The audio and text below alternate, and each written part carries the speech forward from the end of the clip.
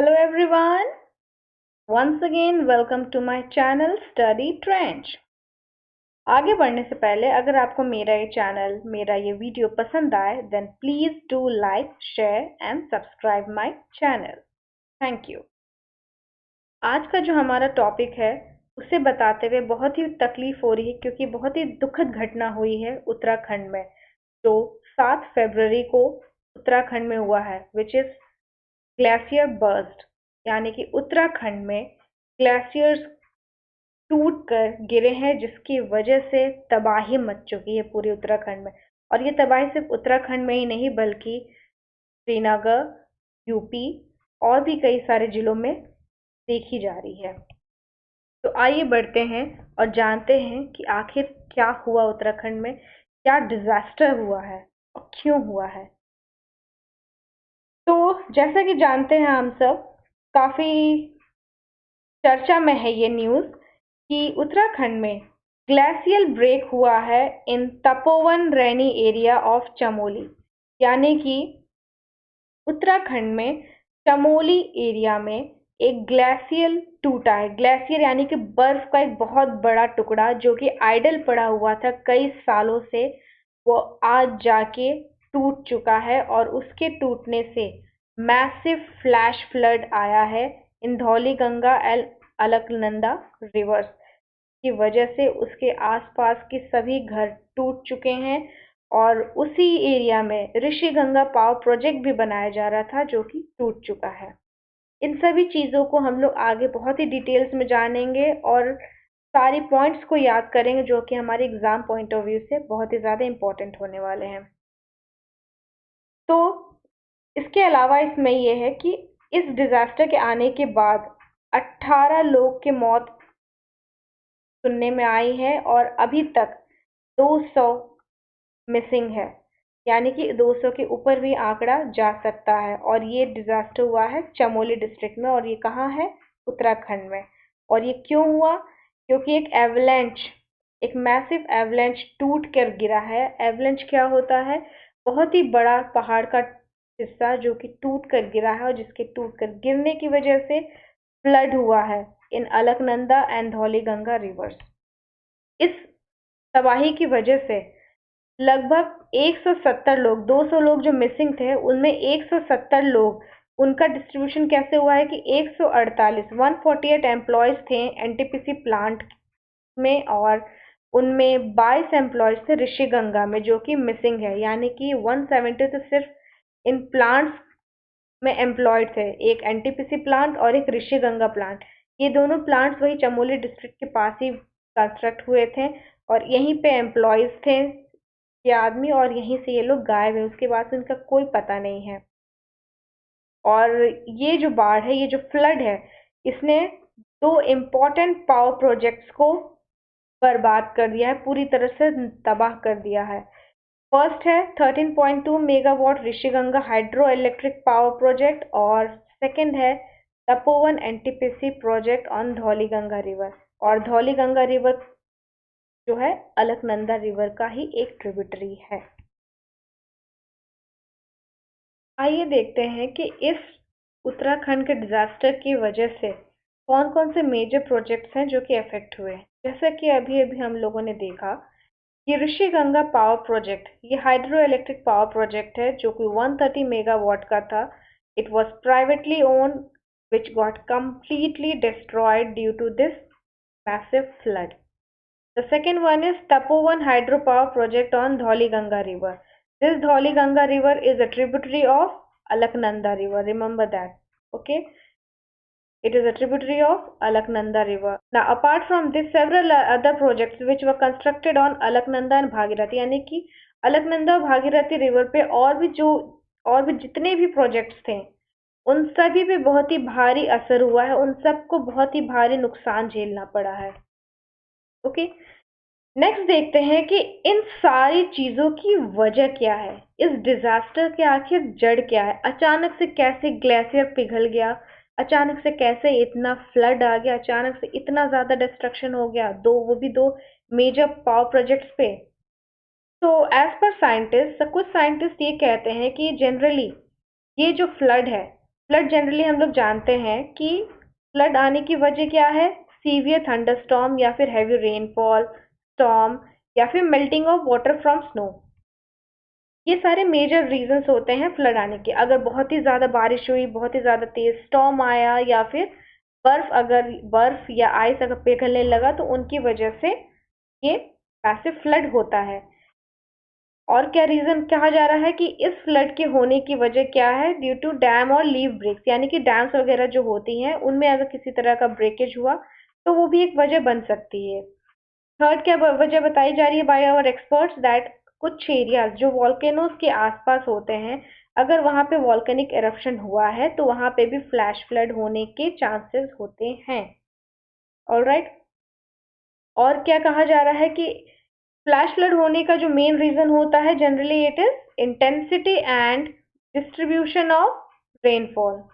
Alright, intensity and distribution of rainfall. Next क्या है, topography of that area, vegetation, ये जो फर्दर ज्योग्राफिकल फीचर्स हैं, कुछ फीचर्स ये सब भी रिस्पॉन्सिबल होते हैं कहीं ना कहीं फ्लैश फ्लड के लिए। And as per a scientist in DRDO, ये कहा जा रहा है कि हो सकता है एक हैंगिंग ग्लेशियर हो बहुत ही ऊंचाई पे, जो कि टूट कर गिरा हो from the main glacier and came down to the narrow valleys. यानी कि इन साइंटिस्ट का कहना है कि कोई एक मेन ग्लेशियर होगा और उस मेन ग्लेशियर से, जैसे मान लेते हैं ये एक मेन ग्लेशियर है और इस ग्लेशियर का एक छोटा सा हिस्सा ये टूट कर जब निकला हो और इसके गिरने पर जब ये बहना शुरू हुआ हो, और जब ग्लेशियर, क्योंकि जब नीचे गिरेगा तो ये ऑटोमेटिकली मेल्ट होने लगेगा, और जब ये मेल्ट होने लगेंगी तो धीरे धीरे पानी में कन्वर्ट होगी, पानी में कन्वर्ट होगी तो फिर फ्लड के चांसेस ज़्यादा होंगे। तो सोचो ये धीरे धीरे छोटे छोटे जो हिस्से हैं जब ये टूट के गिरने लगे तो कितना ज़्यादा डिस्ट्रक्शन ये आया होगा। ये कहना है एक साइंटिस्ट का। ठीक है, और ये ग्लेशियर्स जो होते हैं ये बहुत ह्यूज साइज के होते हैं, इनका साइज माउंटेन के बराबर होता है। तो आप समझ सकते हैं कि उसका एक छोटा सा हिस्सा भी अगर टूट के गिरेगा तो कितना ज़्यादा डिस्ट्रक्शन होगा। और कुछ एनवायरमेंटल एक्सपर्ट्स का तो ये भी कहना है कि it is due to global warming, जिसकी वजह से वहाँ के जो ग्लेशियर्स हैं वो धीरे धीरे मेल्ट हो रहे हैं। ओके, ये कुछ रीजंस है, लेकिन अभी भी एग्जैक्ट रीजन साइंटिस्ट को नहीं पता चला है। अभी भी एक्सपर्ट्स वहाँ पे रीजंस निकालने की कोशिश कर रहे हैं, बट क्योंकि वहाँ पे उत्तराखंड में कोई बारिश नहीं हुई है, कोई वॉल्केनिक एरप्शन नहीं हुआ है, कोई ऐसा टोपोग्राफिकल चेंज नहीं हुआ है, तो ये साइंटिस्ट के लिए बहुत क्रिटिकल हो जा रहा है एग्जैक्ट रीजन पता लगाना। तो ये अंदाजा लगाया जा रहा है कि हो सकता है एक हैंगिंग ग्लेशियर, यानी कि एक छोटा सा टुकड़ा जो कमजोर हो चुका हो अपने जॉइंट से, वो मेन ग्लेशियर से टूट कर गिरा हो, जिसकी वजह से धीरे धीरे ये फ्लड हुआ है। अब आप लोग अब सुन रहे हैं कि इसके अब इतना ज्यादा डिस्ट्रक्शन हो गया है तो अब इसके बाद आखिर हुआ क्या होगा। इसके बाद ये हुआ है कि ऋषि गंगा रिवर में नंदा देवी ग्लेशियर के पिघलने की वजह से काफी भारी मात्रा में वहां का वॉल्यूम ऑफ वाटर जो है बढ़ चुका है। और ऋषि गंगा क्यों एक मैटर ऑफ कंसर्न बना है, क्योंकि ऋषि गंगा का जो पानी है वह धौली गंगा से मिलता है। और धौली गंगा क्या है, Dhauli Ganga is a tributary of Alaknanda. Okay, तो फाइनली जो पानी है अलकनंदा का वॉल्यूम बढ़ाता है। इस फ्लड के आने के बाद से उत्तराखंड के जो सीएम है मिस्टर त्रिवेंद्र सिंह रावत, इन्होंने स्टेट डिजास्टर रिस्पांस फंड से, यानी कि 20 करोड़, ओके 20 करोड़ रुपए उन्होंने रिलीज किया है for the relief and rescue operation. ये बहुत बड़ा स्टेप है by the CM of Uttarakhand. अब पूरे टाइम पे आप लोगों ने सुना है कि फ्लैश फ्लड हुआ, फ्लैश फ्लड हुआ, फ्लैश फ्लड हुआ, लेकिन ये फ्लैश फ्लड है क्या? जनरली तो हम लोग जानते हैं कि फ्लड होता है ना? बट ये फ्लैश फ्लड क्या हो गया? ये फ्लैश, ये स्पेशल वर्ड ऐसा क्या है, ये ऐसा क्या टर्मिनोलॉजी है जो कि ऐड हुआ है इस फ्लड के साथ?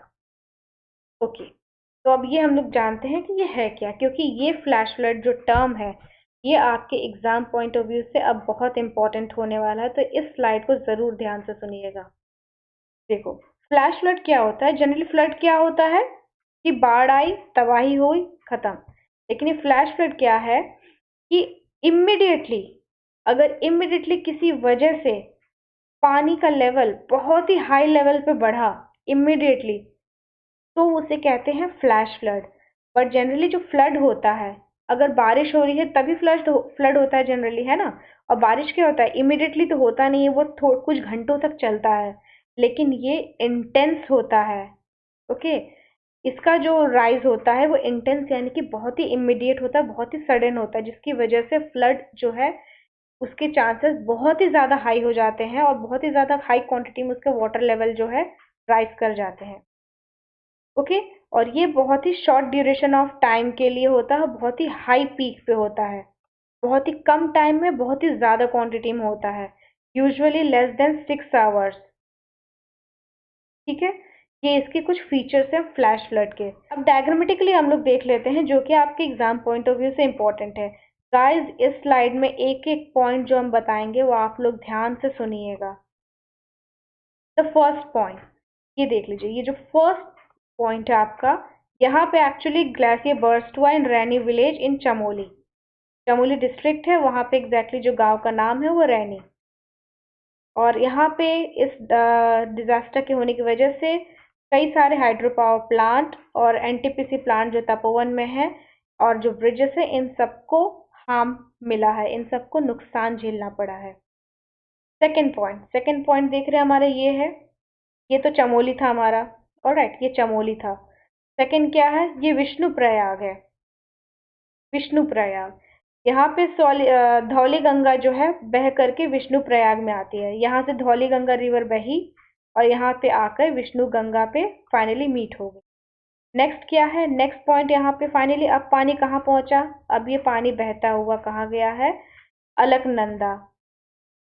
ओके, यहाँ पे आ गया अब अलकनंदा। अलकनंदा में कैसा है, क्योंकि ऋषि गंगा यहीं यहाँ पे ही यहाँ कहीं पे एक ऋषि गंगा रिवर जो है, ऋषि गंगा से पानी बहता हुआ अलकनंदा में आया, तो ये है फाइनली अलकनंदा। और अलकनंदा का ट्रिब्यूटरी का नाम क्या था, हम लोगों ने जो पढ़ा अभी तक, धौली गंगा।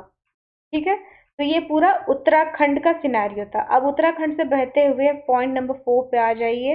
यहाँ पे श्रीनगर में आ गया ये पानी, श्रीनगर के बाद से आया देवप्रयाग। ओके, देवप्रयाग के बाद ये ऋषिकेश, फिर हरिद्वार। ये था हमारा पूरा सिनेरियो।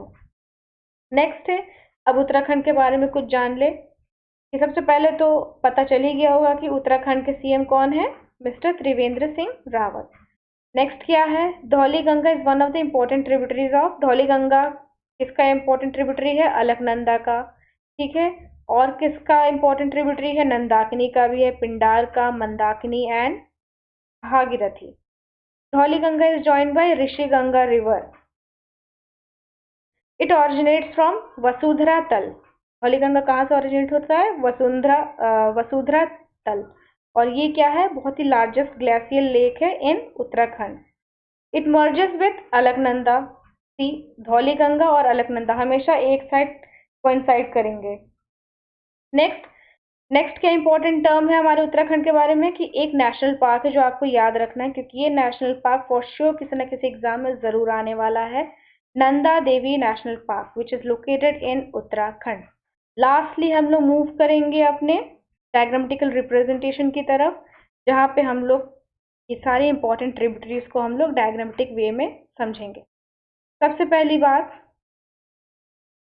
कि जो हमारे तीर्थ स्थल है उत्तराखंड के, जो 4 तीर्थ स्थल है, first one is Badrinath, second one is Kedarnath, Badrinath याद है ना, second one is Kedarnath, third one is Gangotri and fourth one is Yamunotri. ये हमारे 4 इंपॉर्टेंट पिलग्रिमेज साइट्स हैं। और धौली गंगा जब मीट करती है अलकनंदा पे तो उस पॉइंट को क्या कहेंगे, विष्णु प्रयाग। नेक्स्ट क्या है, नंदाकिनी जब अलकनंदा से मिलेगी तो वो ये है मीटिंग पॉइंट इसका। ठीक है, इस मीटिंग पॉइंट का कोई इंपॉर्टेंट टर्म नहीं है, इस वजह से इसको बताया नहीं गया है। नेक्स्ट, पिंडार जब आपका अलकनंदा से मिलेगा तो क्या कहलाएगा, उस जंक्शन को क्या कहेंगे, कर्णप्रयाग। मंदाकिनी जब आपका अलकनंदा से कोइंसाइड करेगा तब क्या कहेंगे उसे, रुद्रप्रयाग। भागीरथी जब अलकनंदा से कोइंसाइड करेगी तब कहेंगे देवप्रयाग। ये तो आपको इम्पोर्टेंट है, ये तो आपने हर एग्जाम के लिए पढ़ा ही होगा। लेकिन इसके अलावा अब, क्योंकि ये तो हर एग्जाम में पूछा जाता है ना, तो अब इसके अलावा जो इम्पोर्टेंट टर्म्स हैं, जो इम्पोर्टेंट कंजक्शन पॉइंट्स होंगे वो जरूर आने वाले हैं। तो रुद्रप्रयाग, कर्णप्रयाग और विष्णुप्रयाग, ये 3 जो इम्पोर्टेंट जंक्शंस है, इन तीनों के जंक्शंस को ज़रूर याद रखिएगा। तो ये था हमारा पूरा सिनेरियो। हमने देखा कि किस तरह से उत्तराखंड में एक बहुत ही भयानक, पहले वो तो जैसे कि जानते हैं कि पहले से ही कोरोना वायरस है, कोविड के चक्कर में लोग वैसे ही इतने परेशान इस महामारी में, प्लस अब उसके साथ ये इतना बड़ा डिजास्टर हुआ है कि लोग इससे संभाल नहीं पा रहे हैं। तो 1500 करोड़ के ऊपर का नुकसान बताया जा रहा है अभी तक का, और अभी भी इसके ऊपर सर्विलेंस चल रहा है, अभी भी इस पर रिसर्च हो रहा है, अभी भी लोगों को रेस्क्यू कराया जा रहा है, अभी भी वहाँ की तबाही थमी नहीं है।